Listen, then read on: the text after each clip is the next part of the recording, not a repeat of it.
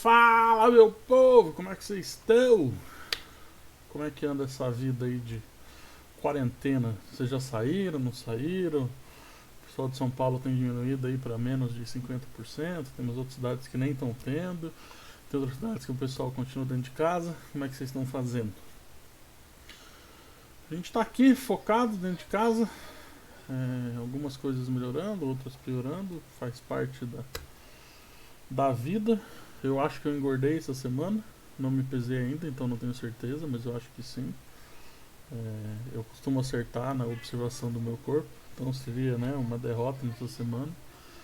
Mas ela foi um pouco atípica, mas eu continuo feliz com os resultados, né, um pouco mais lento. Mas a gente tem aí 2 anos e 10 meses ainda pela frente.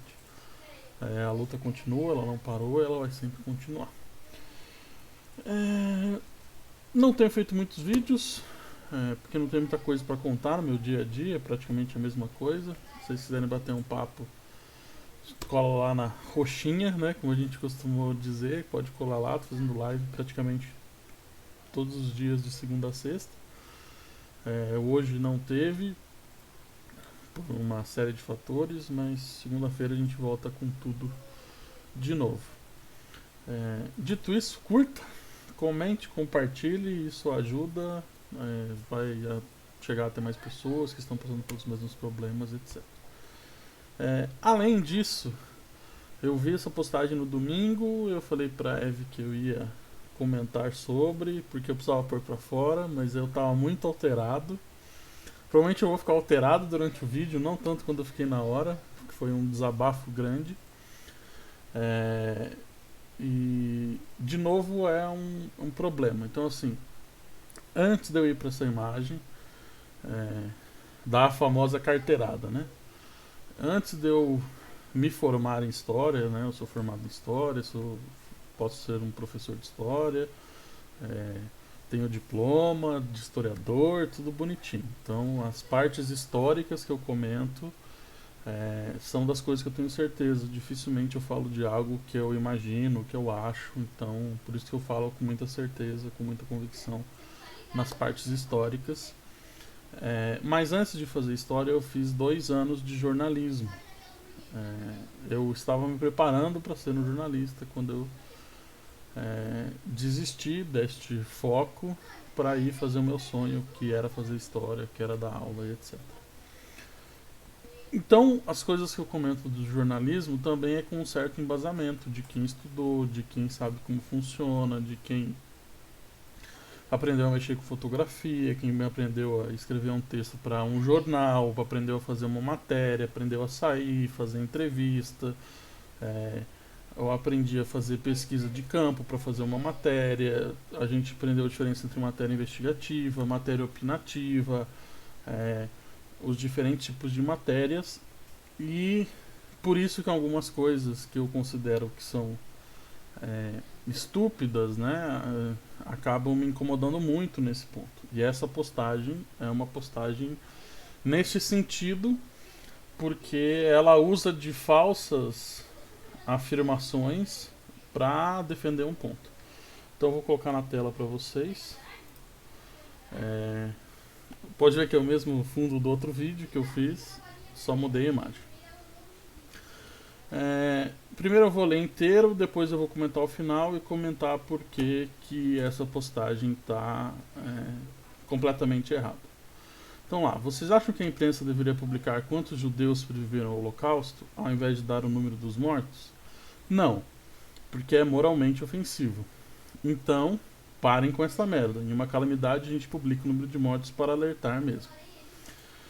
O intuito da postagem é defender que a imprensa continue publicando o número de mortos e que a função da imprensa nessa publicação do número de mortos seria fazer um alerta.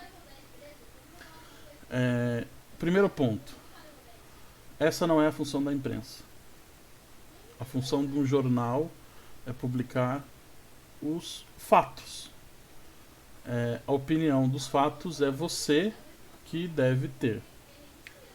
Exceto se for o jornalismo que a gente chama de opinativo, que é quando o jornal ou a matéria está expressando sim uma opinião, e isso deve ficar claro para você que é uma opinião. Um exemplo disso nos grandes jornais são os colunistas. Tanto que se você for ver em alguns sites, lá no final diz que esta matéria não mostra o verdadeiro pensamento de quem publicou, é o pensamento do próprio jornalista, é uma matéria opinativa. Costumemente no final tem isso escrito, mas todas as colunas elas são opinativas, é opinião. Tanto que você pode ter no mesmo jornal ou na mesma revista pessoas falando coisas extremamente opostas sobre o mesmo assunto, na mesma página, inclusive, e eu já cheguei a ler isso, acho que na Veja, que tinha 3 colunistas. Um deles estava defendendo a prisão do Lula, o outro estava defendendo a soltura do Lula, e eles estavam compartilhando a mesma página, porque os dois eram colunistas. Então, sim, era um jornalismo opinativo, então cabia opinião. Do contrário, o jornal ele tem que, entre aspas, mostrar os fatos. A gente sabe que não é isso que ocorre muitas vezes na prática, que ele tem um viés.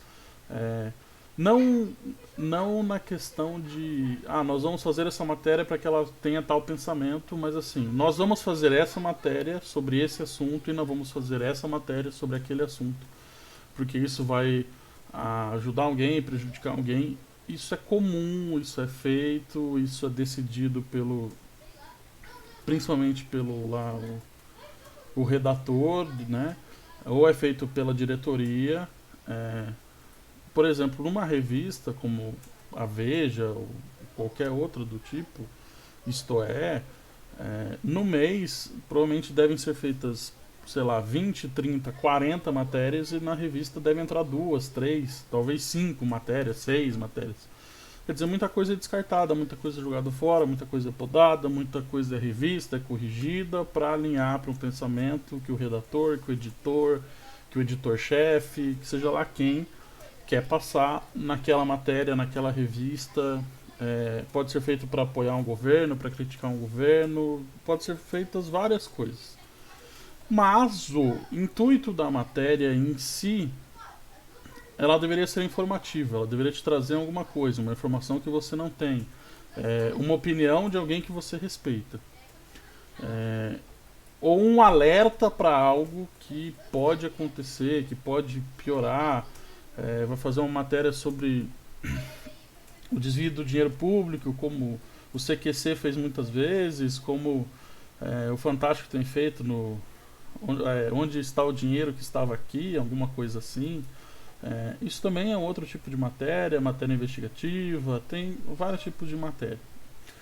Mas na minoria dos casos, elas são feitas para alertar alguma coisa, né?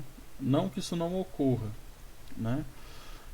Mas em uma calamidade, costuma-se abordar os fatos, costuma-se pegar as histórias mais chocantes. Então, por isso que a gente tem visto histórias sobre um bebê morre de Covid, uma criança de 7 anos, jovem de 20 e poucos anos que nunca teve nada. Você também tem tido matérias, por exemplo, de senhora de 97 anos com problema cardíaco, diabética e tudo, se recupera do Covid. Porque isso é o extraordinário, então você costuma mostrar o extraordinário de modo geral. Aqui, a defesa é que se deve publicar o número de mortos.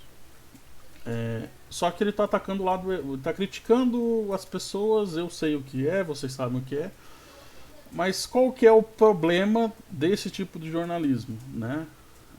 Quando você só fala do número de mortos, e você só diz que todo mundo vai morrer, que não tem esperança, você vai causar caos, você vai causar desespero, você vai causar depressão nas pessoas, as pessoas vão ver que não tem solução, vão começar a achar que todo mundo ao redor dela vai morrer, que o vizinho vai morrer, que o pai dela vai morrer, que o avô dela vai morrer, que a família inteira vai morrer, e não necessariamente isto vai acontecer. Tanto que a Record, essa semana, acho que ontem ou anteontem, publicou que no Brasil nós já temos, acho que 52 mil pessoas ou algo próximo disso, que se estão recuperadas, né? Não pode usar a palavra curada, mas estão recuperadas do Covid. Mas se publica, no geral, o que você quer mostrar. E aí uma coisa que está completamente errada dessa publicação é assim. A primeira pergunta, eu vou responder ela. Você acha que a imprensa deveria publicar quantos judeus sobreviveram ao Holocausto? Sim. Sim. E foi isso que a imprensa fez. Tanto a imprensa na época, quanto a imprensa nos dias atuais. Teve reportagem na Gazeta do Povo, faz aí menos de 5 anos, que foi feita somente com os sobreviventes do Holocausto que estavam morando em Curitiba. Porque você entrevista os sobreviventes, você quer saber a história do sobrevivente, você quer contar a história do sobrevivente, você quer mostrar o sobrevivente, porque isso é algo positivo. Você quer contar o número de sobreviventes. Você tem a história do alemão que foi homenageado dentro de uma plateia onde todo o auditório era formado por crianças que ele tinha salvo. Você tem o filme A Lista de Schindler, que é só sobre um alemão salvando judeus, é só sobre sobreviventes. A Lista de Schindler, ela é focada nos sobreviventes. A imprensa mundial, que não era alemã, divulgou e muito o número de sobreviventes. Divulgou os campos e as pessoas que eles estavam salvando do regime nazista. Isso faz parte da guerra. Você dizer quantos estão sobrevivendo. Numa guerra, você não publica o seu número de mortos.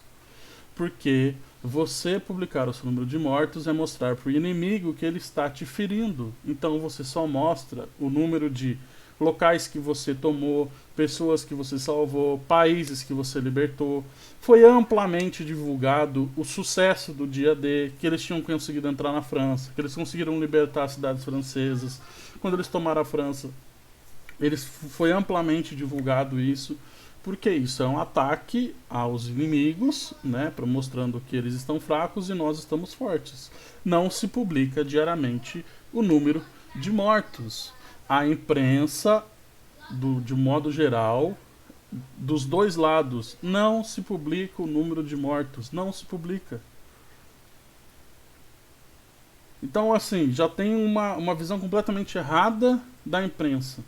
E aí ele coloca aqui, ao invés de dar o número dos mortos. Então a imprensa não tem nada a ver com isso. Sabe quem foi olhar depois os números de mortos? Foram os historiadores, que foram atrás, foram fazer estimativas, porque não tem número oficial. De vários países você não tem número oficial. Tem soldados que ficaram desaparecidos por anos. Tem da Alemanha, vi muita gente que fugiu. Vi muita gente que desertou. São pessoas que sumiram, não necessariamente elas morreram.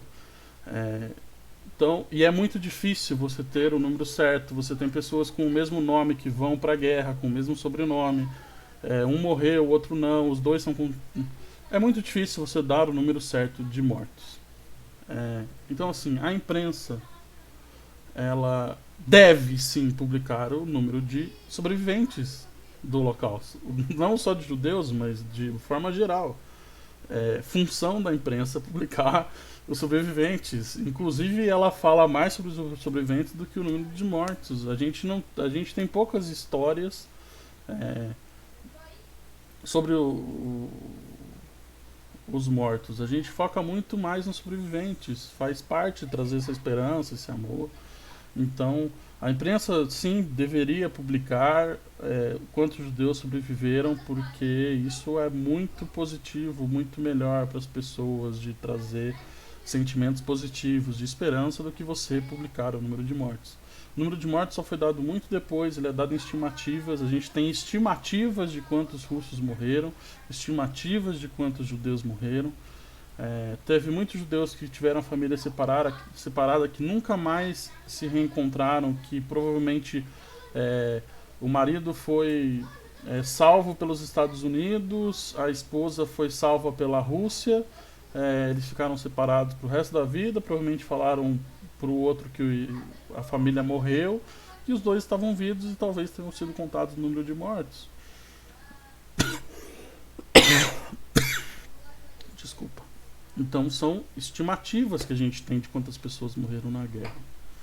E a segunda frase, que ele coloca uma afirmação de que não, porque é moralmente ofensivo. Calma, respira. Por que é moralmente ofensivo você contar a história dos sobreviventes? Por que é moralmente ofensivo você contar as pessoas que sobreviveram? Por que é moralmente ofensivo você contar as histórias de pessoas que sobreviveram ao Holocausto? Por que isso seria moralmente ofensivo? Você está me dizendo que o filme A Lista de Schindler ele é moralmente ofensivo para toda a população mundial, porque ele está contando histórias de como pessoas foram salvas por um dono de fábrica alemão. Você está me dizendo que é moralmente ofensivo contar as histórias das pessoas que sobreviveram a um acidente em Brumadinho. Você está me dizendo que é moralmente ofensivo contar as histórias das pessoas que sobreviveram ao desabamento, a algum desabamento no Rio de Janeiro, lá em Angra, em 2013? Você está me dizendo que é moralmente ofensivo contar a história de um sobrevivente num acidente de ônibus numa estrada? Você está me dizendo que é moralmente ofensivo contar a história de pessoas que sobreviveram a uma troca de tiros? Por quê? Por que é moralmente ofensivo você contar a história dos sobreviventes? Então não é moralmente ofensivo. É algo positivo, é algo bom, é inclusive moralmente positivo que você conte as histórias dos sobreviventes. Por uma questão de esperança, para as pessoas verem que no final, por mais que as coisas estejam difíceis, elas sempre passam, elas melhoram. Nesse sentido, a gente poderia dizer que é moralmente ofensivo você contar as histórias das doações que as pessoas estão dando para as pessoas que sobreviveram. É moralmente ofensivo você contar histórias de pessoas em campos de refugiados. Por quê? Porque eles são sobreviventes e a gente só deveria o quê? Dar o número de mortos. Quer dizer, que numa guerra civil, como foi meu trabalho de TCC, né, que eu fiz sobre Ruanda, a gente só deve contar o número de mortos que morreram no genocídio de Ruanda. Então, o Hotel Ruanda, que é um filme sobre as pessoas do hotel que sobreviveram, sobre o dono do hotel e sua família que sobreviveu a tudo que aconteceu em Ruanda, aquele filme ele é moralmente ofensivo, porque afinal ele conta a história de pessoas que sobreviveram. E os mortos? Nós não vamos falar dos mortos? Não é moralmente ofensivo falar dos sobreviventes? Morreram 1,5 milhão de pessoas. Essas pessoas não morreram a tiro, não morreram numa câmara de gás, não morreram sem ver ninguém, elas foram mortas por enxadas, por facão, por cabo de vassoura. As pessoas em Ruanda foram mortas, espancadas até a morte, por várias pessoas, os Tutsis e os Hutus. Quer dizer que todos os sobreviventes de Ruanda é moralmente ofensivo eu contar a história sobre quem sobreviveu, sobre a pessoa que levou uma enxadada na cabeça, que hoje está viva e que diz que perdoou a pessoa que deu a enxadada na cabeça. É moralmente ofensivo a gente contar a história dos sobreviventes? Então não é moralmente ofensivo, nunca vai ser. E não é só sobre os mortos. O Holocausto não é sobre os mortos, a Segunda Guerra não é sobre os mortos, o genocídio de Ruanda não é só sobre os mortos. Os sobreviventes fazem parte do fato, fazem parte da história. E sim, papel da imprensa falar sobre os sobreviventes. Então, por mais que eu entenda a defesa que ele quer fazer de que a imprensa deve publicar o número de mortos, a imprensa deveria sim publicar os sobreviventes. A imprensa deveria publicar as pessoas que passaram por isso. A imprensa deveria publicar as coisas positivas. E o outro ponto, em uma calamidade você não publica o número de mortes para alertar. Quando se publica o número de mortos, em Ruanda, por exemplo, que era uma calamidade que estava acontecendo, ele foi publicado por aqueles que estavam cometendo aquela atividade. Eles estavam comemorando o número de Tutsis que já tinham sido mortos. As publicações que foram feitas sobre mortos foram essas. Você só conta os mortos do seu inimigo. As publicações de mortos da Segunda Guerra Mundial muitas vezes eram feitas sobre o inimigo. Era sobre quantos alemães tinham morrido e não sobre quantos soldados americanos morreram na invasão do dia D.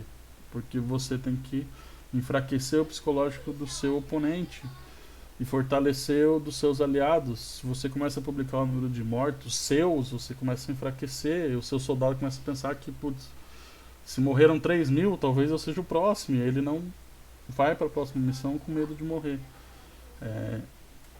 Então, numa calamidade, seja ela qual for, não se publica só o número de mortos. Em Brumadinho também foi falado muito sobre o número de mortos. Mas qual a intenção disso? Por que é falado o número de mortos? Mas a gente tem que lembrar também dos sobreviventes, e é sim papel da imprensa falar e publicar sobre os sobreviventes, contar a história dos sobreviventes, por que eles sobreviveram, o que eles fizeram.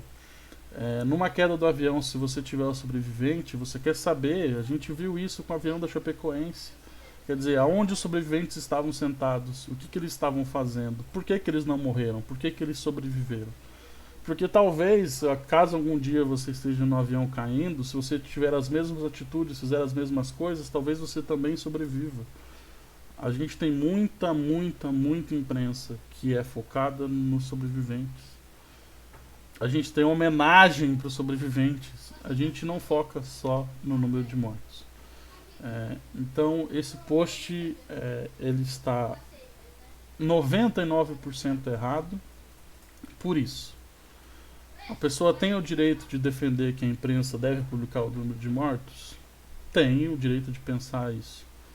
Mas usar o Holocausto, falar que é moralmente ofensivo, argumentos assim, esdrúxulos, fracos, baixos,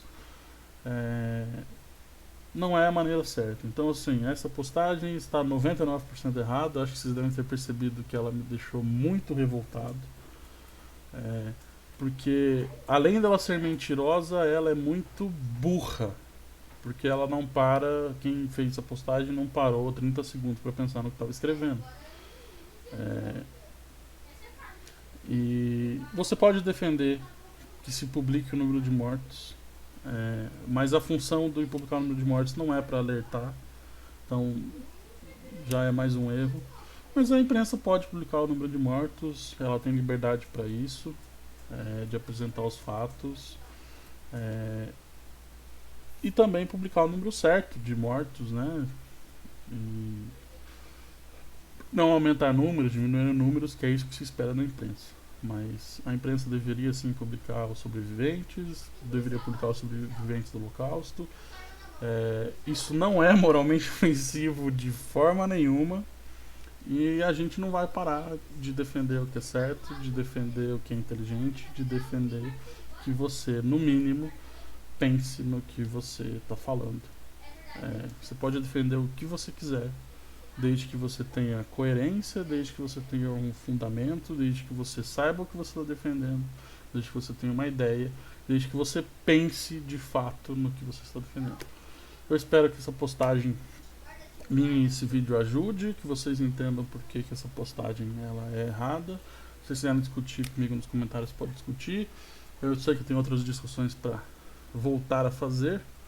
E é isso. Obrigado pelo apoio, pela presença de todos. Um beijo, um abraço no coração. Foco, força, fé. Vamos no 8 ou 80 em 3. E se nada der certo, a quarta palavra da regra do F. Abraço.